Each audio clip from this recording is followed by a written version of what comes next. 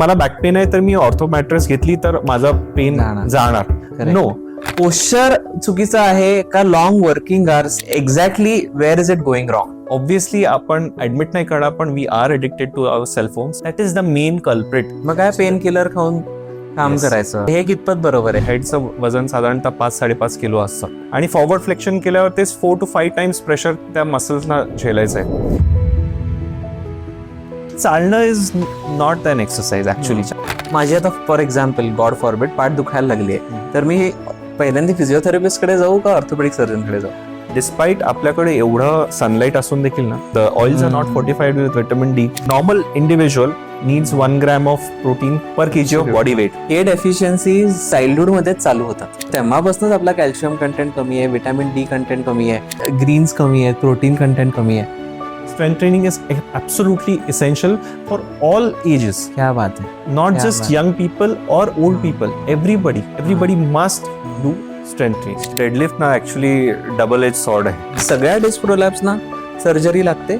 जेव्हा एकदम severe nerve compression होतं, जेव्हा आपलं ब्लॅडर बाउल कंट्रोल जातो, म्हणजे लघवी संडासचं आपल्याला सेन्सेशन कमी होतं, किंवा आपल्या हाताची पायाची ताकद कमी होते. Take it with a pinch of salt. काम पण महत्वाचं आहे, पण आय थिंक प्रायोरिटी तुमची हेल्थ आहे. Work is part of your life, not your life. It is not life. पण मग लोअर बॅक पेन का होते? You need to correct your posture. बरोबर आहे. ते whether that belt is helping you or तुम्ही स्वतः मनाने ठरवून करता. आपल्याला ऍक्च्युअली मध्ये स्ट्रेट आणि लंबर लॉर्डोसिस मेंटेन करून बसायचं आहे, तर ते आपण बसतच नाही. At wrong posture for a persistent amount of time. लोकांचे working hours are 8 hours, 10 hours, 12 hours. Motion is the lotion for your spine. Rather, correct motion. Absolutely. Correct motion is a lotion to your spine. जे तुम्ही IT प्रोफेशनल्सला आपल्याला advice कराल की ना, या गोष्टी तुम्ही कराच की पुढचे प्रॉब्लेम्स टाळण्यासाठी.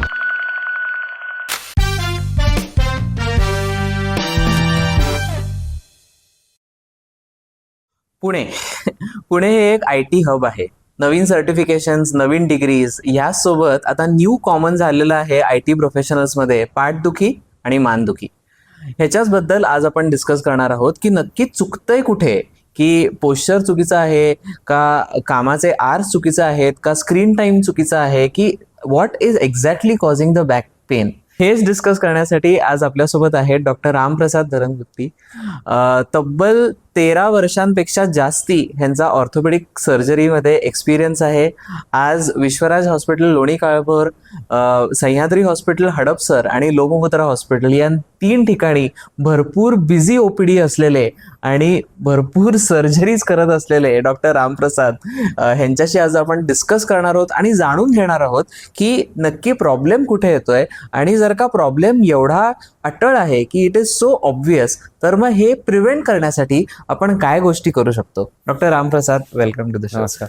तर एक कॉमन प्रश्नापासून मी चालू करतो की पोश्चर चुकीचं आहे का लॉंग वर्किंग आवर्स तिथं चुकतंय, की exactly where is it going wrong? I think आपल्याला फर्स्ट समजून घ्यावं लागेल की स्पाइनची अनाटॉमी कशी आहे. डबल एस शेप्ड जो आपला कर्व असतो, करेक्ट, तर तो मेंटेन न झाल्यामुळे ओके, हे पेन होतात. ओके, बरोबर. ह्युमन्सना खूप इव्हॉल्व्ह होऊन ही डबल एस शेप कर्व आलेली आहे. It was not easy. आणि आपण जस्ट प्रोलॉंग्ड आवर्स जे आहेत आपण, ओके, त्याच्यामध्ये बसून असतो आणि आपल्या कामात लक्ष असतं आणि आपण नेमकं कसं बसलेलं आहोत ह्याच्याकडे आपलं बिलकुल लक्ष नसतं. ऍब्सोल्युटली.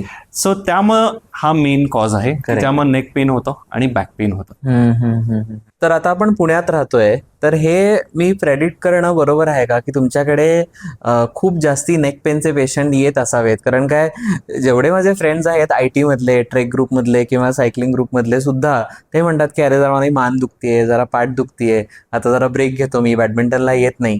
तर त्याचं काही रिलेशन आहे का बिईंग अन IT प्रोफेशनल आणि नेक पेन? नक्कीच खूप जास्त प्रमाणात पेशंट नेक पेनचे येतात.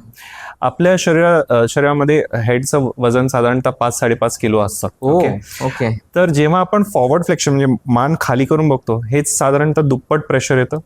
आणि जे खूप जास्त अजून खाली केलं तर अराउंड 4 to 5 टाइम्स प्रेशर येतं. आता मसल तर तेच आहेत, करेक्ट. आणि नाव जेव्हा 1x करायचं स्ट्रेट असताना 5.5 म्हणजे trapezius वगैरे. येस नक्कीच. Correct. आणि फॉरवर्ड फ्लेक्शन केल्यावर तेच 4 to 5 टाइम्स प्रेशर त्या मसल्सना झेलायचं आहे. तर ऑब्व्हियसली मसल्स आर ओव्हरवर्क, त्यामुळे हे पेन वाढतात. म्हणजे कंटिन्युअसली जर का तुम्ही असं Correct. बघत बसताय. येस. करेक्ट. आणि ऑब्व्हियसली आपण ऍडमिट नाही करणार, पण we are addicted to our cellphones. हो, वी आर हो, हो. Constantly Definitely. Looking at the म्हणणारच होतं ते सारखं हे पण चालूच असतं आपलं. येस. तर तेव्हा ना नेक फॉरवर्ड फ्लेक्शन जे आपलं आहे, that is the main culprit why we have neck pains. Correct. Correct. Correct. And trapezius muscle is being overwork आणि ते स्पाझम मध्ये जातं. ऍब्सोल्युटली. मग हे नेक पेनचं झालं, कारण काय आय कॅन अंडरस्टँड हे लॉजिक बरोबर आहे की सारखं स्क्रीन्सकडे तुम्ही बघताय, खालती बघताय, ती व्यवस्थित ऍडजस्ट नसेल. पण मग लोअर बॅक पेन का होतंय? तिथं तर पूर्ण पार्ट सपोर्टेड आहे, you know, then why is that paining? त्याच्यावर पण लोड येतोय का? एक्झॅक्टली. तर आपण बसताना ना सरळ न बसता थोडंसं स्लाउच करून बसतो. आपल्याला ऍक्च्युली मध्ये स्ट्रेट आणि लंबर लॉर्डोसिस मेंटेन करून बसायचं आहे. तर ते आपण बसतच नाही Absolutely. आणि आपण पुढे वाकून बसतो, कारण आपलं लक्ष हे कामात असतं बसताना. किंवा आपण टीव्ही बघतोय, मॅच Mobile मध्ये बघतोय, असतं. तेव्हा अगदी असं सहजच आपण मागे वागून जातो. Couch potato. Yes, definitely. आणि त्याच्यामध्ये जे आपल्याला मसल ओव्हरवर्क होतं आणि त्याचा बॅलन्स बिघडतो. That is the reason why. नाही, रिमेंबर, कारण काय लहान असताना नेहमी आजोबा सांगायचे जेवताना सरळ बस, सरळ बस, सरळ बस. इतकं इरिटेट व्हायचं ते. पण that is the may be knowledge तर त्यांच्याकडेही होतं की सरळ बसण्याचे काय फायदे आहेत. Yes. मग तुम्ही काही काम करत असा, whether you are in the IT or whether you are watching match Yes. किंवा काही as a doctor also. Yes, I think definitely. You know, आता माझा आय एम अ फिजिशियन, तुम्ही सर्जन आहात, त्यामुळे यू आर ऑन फूट बऱ्याच वेळा किंवा Yes. Even in the OPD. पण I am literally in the OPD all the time. आणि त्याचं मला जाणवतो. इनफॅक्ट माझ्या 1-2 डेंटिस्ट फ्रेंड्स आहेत, तर वन ऑफ देम प्रॅक्टिस बंद केली त्यांनी. त्यामुळे मग कंटिन्युअसली असं काम करत करत करत Yes. आय थिंक तोच प्रॉब्लेम कॅन बी एक्स्ट्रापोलेट की तेच प्रॉब्लेम तिलाही चालू असू शकतो. Yes, maybe. आणि मेन कारण काय आहे की नॉट जस्ट दॅट एक posture, that wrong posture for a persistent amount of time. Okay, जर हा पोश्चर 15-20 मिनिटं, अर्धा तास असेल तर it will not cause pain. पण लोकांचे working hours are 8 hours, 10 hours, 12 hours. आणि ते ह्याच पोझिशन मध्ये बसलेले आहेत आणि त्यांचं लक्ष कामात आहे. आणि ते कसे बसलेत काही त्यांना कल्पना नाही. मग काय पेन किलर खाऊन काम करायचं म्हणजे हे कितपत बरोबर आहे? की आता कारण काय कामाचे डेडलाईन्स आपल्या सगळ्यांनाच आहेत, मे बी त्यांना खूप जास्ती असतील. Yeah. तर मग जरा दुखायला लागलं की where one should power through आणि where one should you know take a break, की काय तुम्ही ऍडवाइस कराल याच्यामध्ये? काही लोक येतात विथ दिस पेन आणि हे काही लोक ऑलरेडी पेन किलर वगैरे खाऊन आलेले असतात and they don't want the painkiller and there are some people who come they want painkiller. Okay, correct. So painkiller जे आहे ते दोज आर अँटी इन्फ्लेमेटरी आणि त्याच्यामध्ये मसल रिलॅक्संट आहे. So the main culprit is muscle spasm. Okay, तर तो असं वाकून तुम्हाला बघायला. करेक्ट. सो ते रिलीव्ह करण्यासाठी मसल रिलॅक्सेशन देतो आपण. आणि पेन किलर्स आहेत ते अँटी इन्फ्लेमेटरी आहेत. They are reducing the inflammatory process which is going on मसलच्या आसपास झाला असेल. Yes, correct. तर ते रिड्यूस करतायत and that is how they are suppressing pain. Okay, so they are essential and they are needed. But सतत continuously घेणं is also not recommended. Self medication किंवा सेल्फ मेडिकेट करणं, यु नो, आता आपल्याला माहितीये की 1-2 पेन किलर्सनी बॉडीवर काहीच फरक पडत नाहीये, लिव्हरला काही इजा होत नाहीये. Yes, I definitely know that as a doctor. Yeah. पण where to draw a line, की जसं कधी डॉक्टरांना किंवा फिजिओथेरपिस्टला कन्सल्ट करावं, की जर का माझी आता मान दुखायला लागली आहे, Yeah. यु नो, तर when I should consult? Yeah definitely. सर्वात आधी समजून घ्यायचं की either the pain is because of muscle spasm की नर्व कॉम्प्रेशन की there is some other pathology. Okay, so obviously common reason is muscle spasm. तेव्हा आपण ओव्हर द काउंटर जातो आणि काहीतरी पेन किलर घेतो and that is enough. Maybe 2-3 days that's enough. But despite of that तुमचं pen persist करत आहे तर नक्कीच we should consult a doctor, an orthopaedic surgeon preferably. Definitely. आणि then he will be able to guide you. Absolutely. कारण काय as you said, मला असं वाटतं की पेन सिम्पटम आहे, यु नो, ते नक्की स्पाझममुळे आहे का नर्व कॉम्प्रेशनमुळे आहे का अजून काही ऑर्गॅनिक झालंय तिथे, हे डॉक्टरांकडे गेल्याशिवाय कळणारच नाही. येस, त्यामुळे मग जसं मी पिडियाट्रिक किंवा निओनेट्स मध्ये सांगतो की keep a very low threshold. You know, सारखं पिडियाट्रिशियनला कॉल करणं is not a bad thing. You are being a good parent. आणि I think that translates to your field as well, की I probably will not agree to people नाही का? calling me all the time, particularly operated patients मध्ये. नाही may be So, क्लिनिकमध्ये Yeah, so self मेडिकेशनच्या तर मी completely against आहे. ते pain killer असू दे आणि डेफिनेटली अँटीबायोटिक तर नाहीच घेतले पाहिजेत. त्यामुळे मग पेडियाट्रिकला तरी मी ते ऍडवाइस करेन की नकाच घेऊ. मे बी अडल्टमध्ये थोडीशी मार्जिन राहते. एखादी पेन किलर घेऊन बघा जर का तुम्हाला वर्क होतंय का. आणि I think muscle relaxant is a good option. माझी आता फॉर एक्झाम्पल गॉड फॉरबिड पाठ दुखायला लागली आहे तर मी पहिल्यांदा फिजिओथेरपिस्टकडे जाऊ का ऑर्थोपेडिक सर्जनकडे जाऊ? I think definitely orthopedic surgeon कडे. Maybe I would sound biased, but yes, definitely orthopedic surgeon कडे.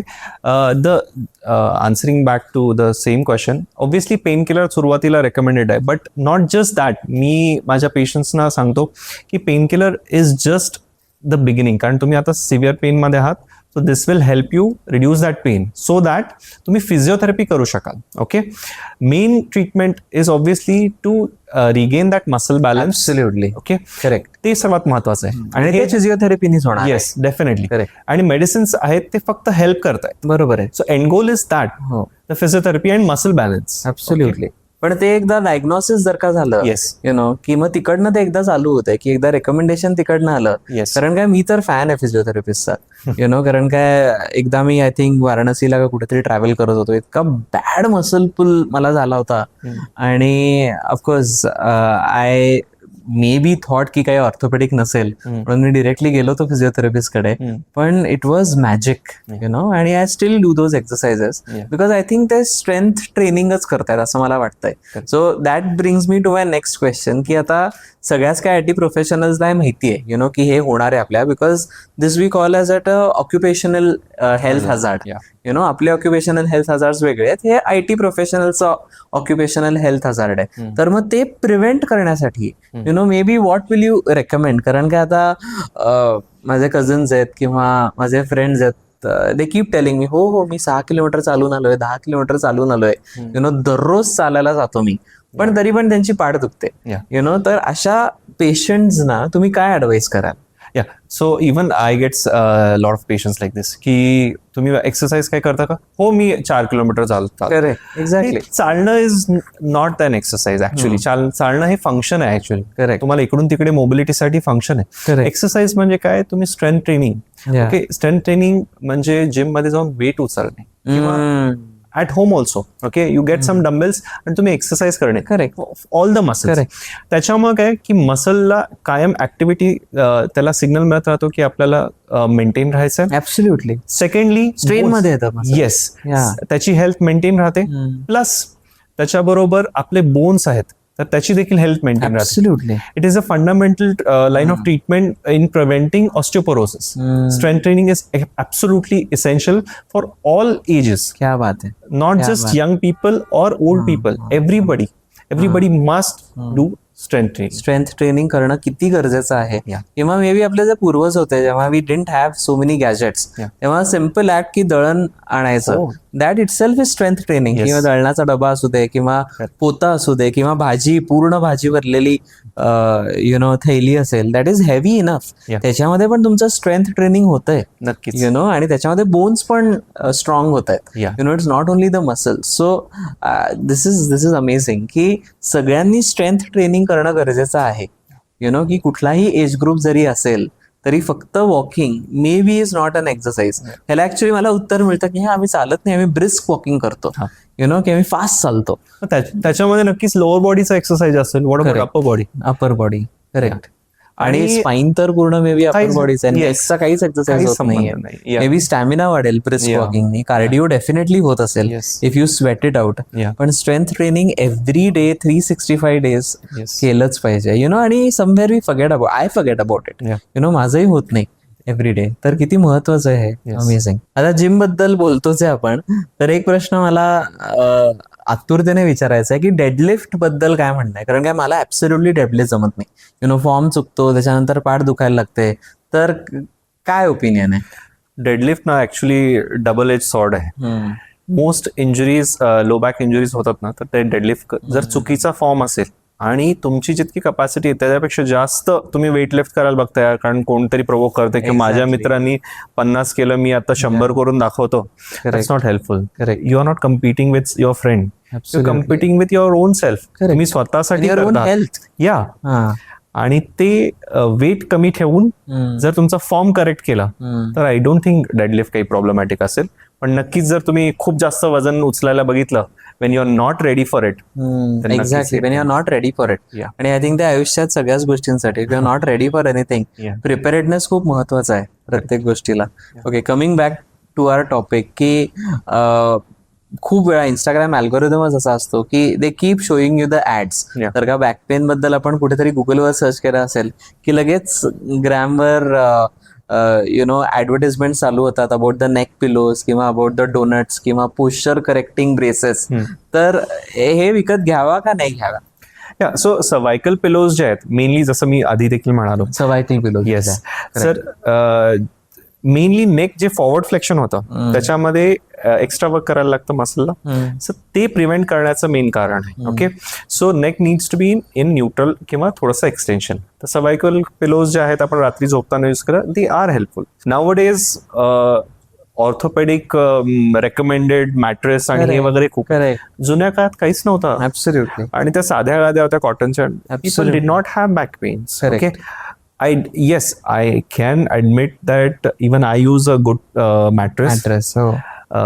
त्याचा नक्की फायदा होतो. ओके, पण that is not the solution की मला बॅक पेन आहे तर मी ऑर्थो मॅट्रेस घेतली तर माझा पेन जाणार. No, that is just another thing. Complementary येते. मेन प्रॉब्लेमला तुम्ही हात घालतच नाही. करेक्ट. मेन पोश्चर तुमचं किंवा lifestyle, I would say that you have to change. Mattress किंवा पिलोज या सगळ्या गोष्टी नंतर येतील. आता ऑब्व्हियसली मी पण मॅट्रेस आणली आहे तशी एकदम बघून, ऑर्थो मॅट्रेस किंवा एक्झॅक्टली. त्यामुळे मग कारण काय त्या मऊ मॅट्रेस येतात, ऍब्सोल्युटली झोप येत नाही. आणि आय थिंक हे खूप कॉमन ओपिनियन आहे. आपण एकदम हाय एंड हॉटेल्स मध्ये गेलो तिथं कधी झोप येत नाही, because the mattress is so soft. त्यामुळे बी अनसपोर्टेड नाही, हेच कारण असेल ना.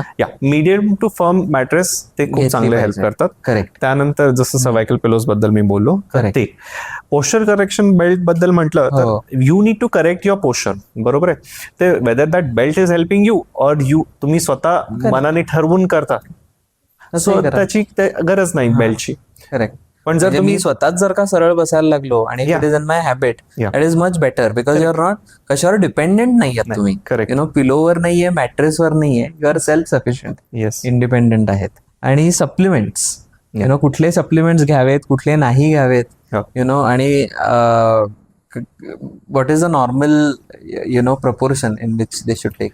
सो आता जसं आपण स्ट्रेंथ ट्रेनिंग आणि ह्याच्याबद्दल बोललो तर तेव्हा प्रोटीन रिक्वायरमेंट आपली वाढणार आहे. Okay, generally normal individual needs 1 gram of protein per body per kg of body weight. म्हणजे तुमचं वजन 60 असेल तर तुम्हाला 60 ग्रॅम प्रोटीनची गरज आहे. If you are exercising you need 1.5 and if you are exercising a lot more तर तेव्हा 2 ग्रॅम पर्यंत गरज आहे. सो 60 किलोच्या माणसाला 90 ग्रॅम्स और मे बी 120 ग्रॅम्स. ओके, हे बेसिक आहे. येस, ऑब्व्हियसली बेसिक आहे. And this is every day.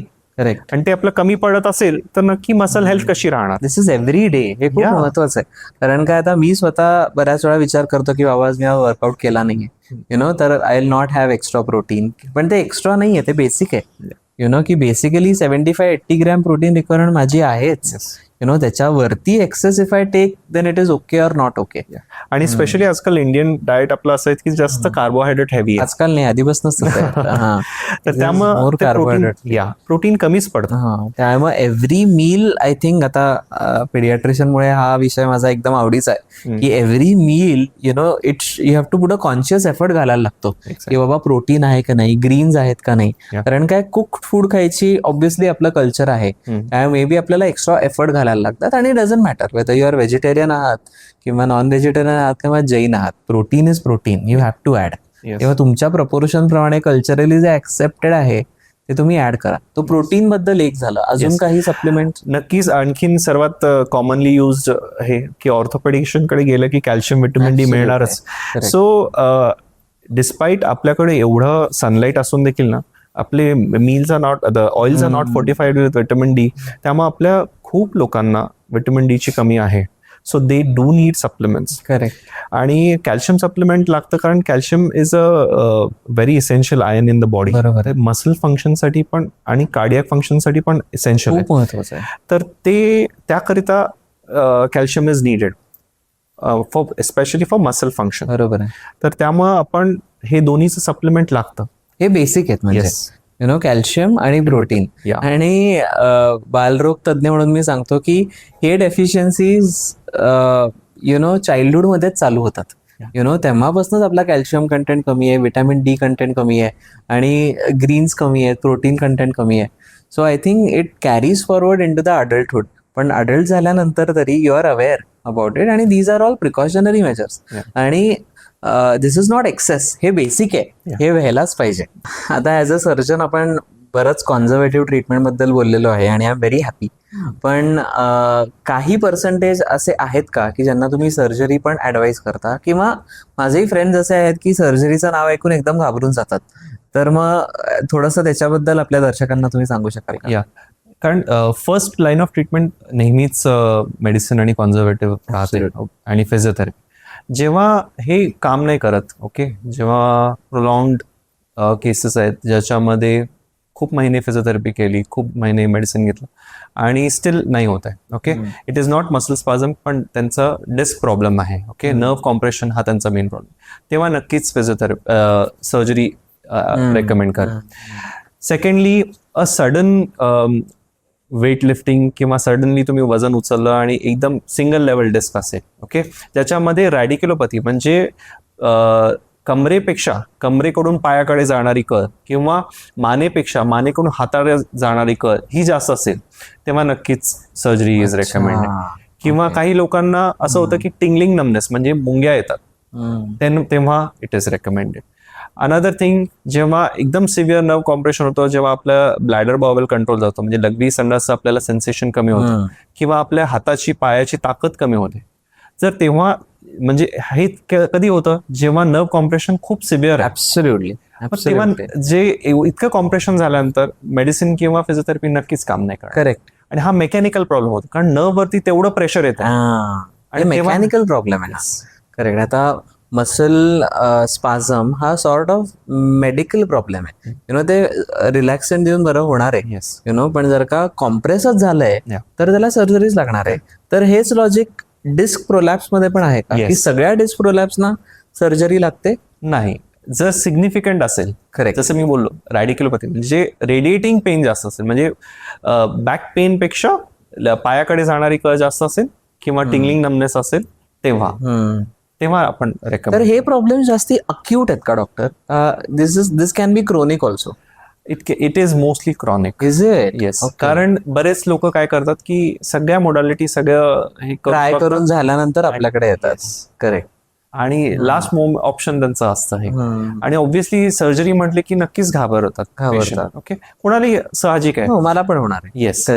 पण जेव्हा काही ऑप्शन उरत नाही तेव्हा हे सर्जरी करावीच लागते. करायच लागते. मग तुम्ही किती ते स्ट्रेंथन करा बॅकला, you know, back strengthening exercises et cetera करा, पण जर का लागणार असेल तर लागणार असेल.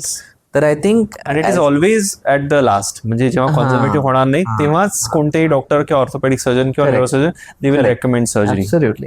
तर ओपन माइंड ठेवावं बेसिकली. जर का ट्रीट झालं तर वेल अँड गुड, पण 1% I think back of the mind सगळ्यांनीच ठेवलं पाहिजे की ही पण पॉसिबिलिटी असू शकते. आणि मला असं वाटतं की वी शुड बी ग्रेटफुल की आपल्याकडे ही सोय आहे. You know, maybe 100 years ago ही सोय नव्हती, you know, to do a surgery आणि be perfectly okay after that. That's amazing.